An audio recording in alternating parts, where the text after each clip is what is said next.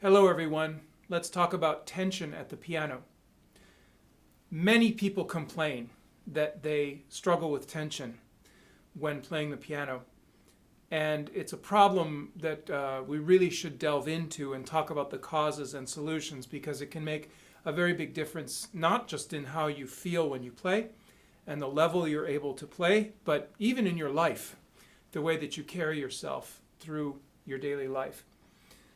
When we talk about tension at the piano, it's important to understand that any physical motion of the human body requires muscles to tense.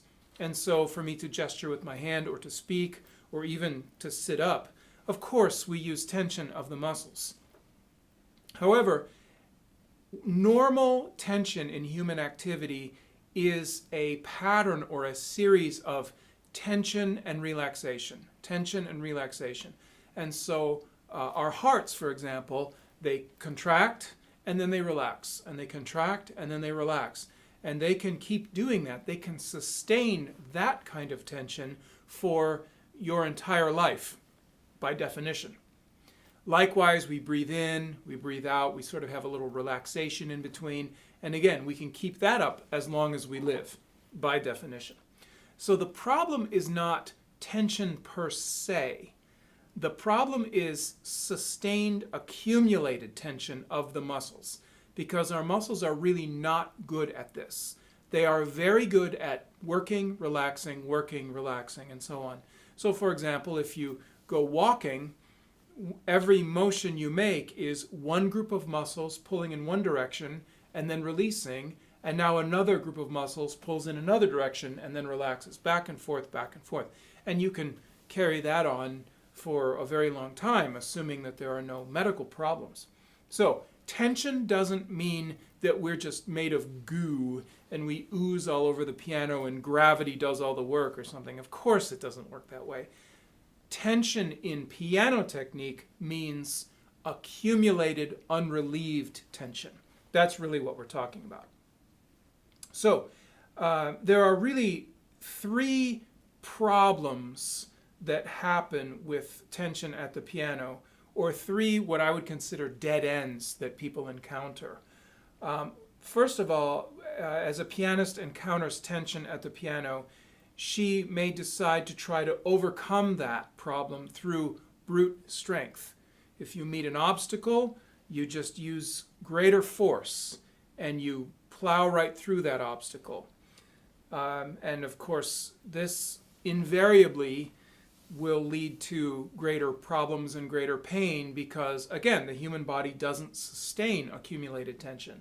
So if we try to overcome it with still more muscular effort, that is not a way forward.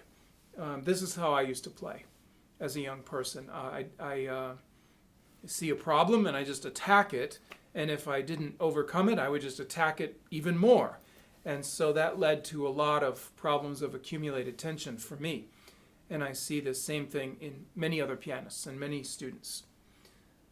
The second dead end is a little bit better, but it's still not a solution. It is to allow tension to accumulate, but to try to find ways to dissipate it. So, for example, if you play a sonata with multiple movements, or something like, Schumann, who has all his little bits strung together, and in between you rest, and you take 10 deep breaths and you move your neck around or something like that, and try to shake it off and recover from it. Or perhaps every fermata in your music is a little island in the ocean where you can rest from your desperate swimming. So we allow it to accumulate, but we try to find ways to survive by dissipating it, resting, shaking it off, recovering before going on. That's really not ultimately a solution, although it's going to get you farther than the brute strength approach.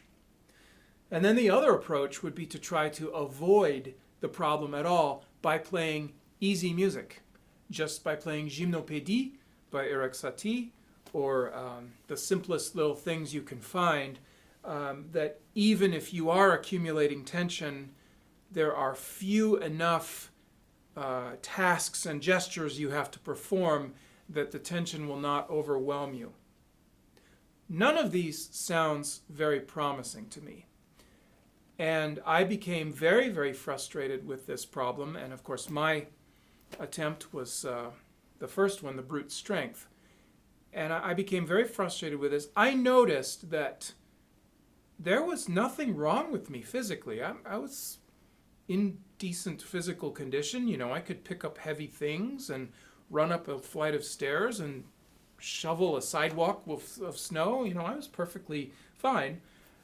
But why did I feel weak in the middle of a Mozart sonata when someone clearly smaller and not as strong as me was flying right through it with no problem? As my teacher used to say, you know, there's always somebody younger, faster, and cuter. You know, there's always be someone who could do it better, who is clearly not as big or strong as me. And so obviously being big and strong is not the answer. Brute force was not the answer. That was like a light coming on for me. I cannot solve this by brute strength. And I learned that through real life experiences. So I tried also this idea of shaking it off, you know, get very relaxed before you go on stage. Try to imagine some fluffy clouds and bunny rabbits, or breathe fresh air, or drink a cup of warm chamomile tea or something stupid like that. And then every fermata will be very long and rest between the movements and come off during intermission, blah, blah, blah. To me, that just seemed like a pathetic attempt, an ineffectual attempt to solve a problem that was much more complex. It seemed to me that the problem needed to be solved moment by moment, 16th note by 16th note, not once every 15 pages. That was not enough.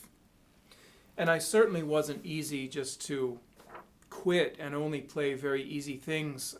As my teacher would say, come to Jesus in whole notes. That was his idea of an easy song, you know, a little song from church, only with whole notes in the melody. And I wasn't willing to do that. So this sent me on a little bit of an adventure to try to understand this problem of tension in piano playing.